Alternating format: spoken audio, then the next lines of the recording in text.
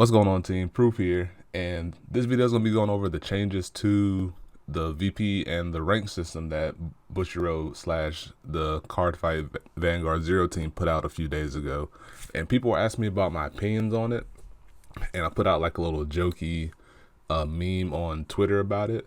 But this video is going to be going over the changes and just kind of giving my thoughts on it. So this is part of the email that they sent to us a few days ago. The top part kind of is just explaining the rationale behind it. But the changes go into effect on Wednesday, July 1st with the kickoff of the new season, which is good. So no sudden changes for people in the last few days of the season. And then here to talk about the acquired changes from rank fights. So before, regardless of defeat or victory, each person would get 2,000 VP. Now that came with the effect that you had to play like 4 turns, I believe, which is what led to farmers, because you can guarantee playing at least 4 turns while farming, and you couldn't forfeit the game. So that part isn't included in here, but that was part of what went into the 2,000 points you get if you lost. After the changes, if you win, you get 3,000 VP. And then if you lose, you get the damage inflicted on your opponent times 500 VP. So if you lose and you dealt 4 damage to your opponent, then you get 2,000 VP, which is the old system. If you just get wiped out and you deal 3 damage to your opponent, then you get 1,500 VP as opposed to the full 2,000 or more. But the max number of VP you can acquire from a lost fight is 3,000 VP. So if it's a game where a lot of heals are going on back and forth, you're not going to suddenly acquire 3,500 or 4,000 VP, so on and so forth. So that's fine. It makes sense that you're not able to get more VP from losing than winning if your opponent just happens to hit heal triggers throughout the fight. They did talk about how heal triggers and abilities won't affect this total that's being included into the VP, but it's worded kind of weird. So the long and short of it is, like, if your opponent 6 damage heals on you, you'll be considered dealing 6 damage to your opponent. So you'll get a full 3,000 VP if you lose that fight, and your opponent wins to get 3,000 VP. That's kind of what it boils down to. And there's going to be no changes to the character fight system, which is fine in and of itself. And I'm sure you notice I don't have my face cam going today.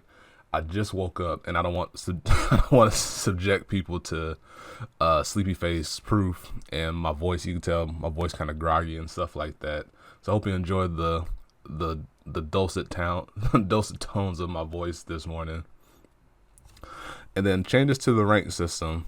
So before, regardless of what stage of legend, you would get defeat plus 20 points and minus 20 points. This isn't actually true, because there were times you would get random additional points, which I never understood what that was all about.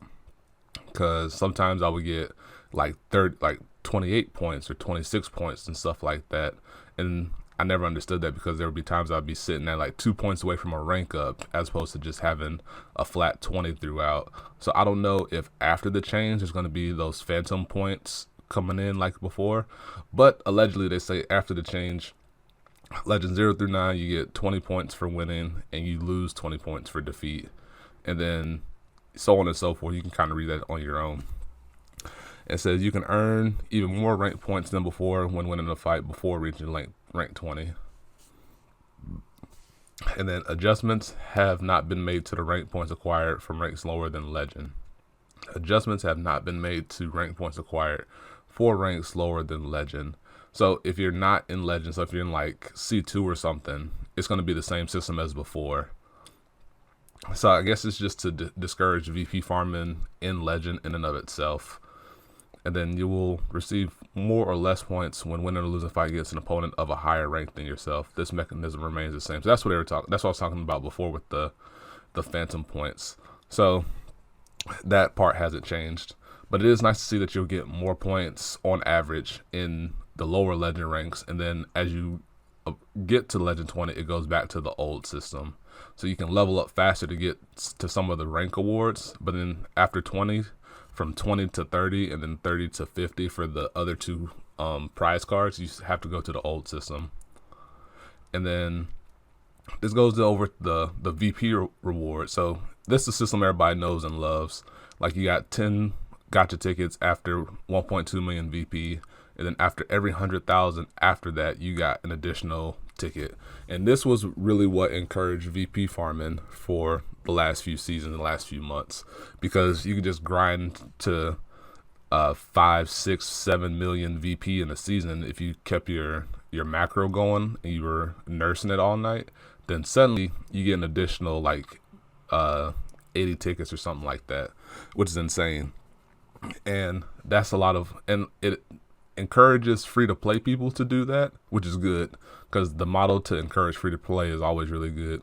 However, it did make rank a sham for most people involved, especially for streaming, because if last week, I put out my stream and the title was something like global rank is in shambles, or global rank isn't great for streamers right now, and I don't know what to do.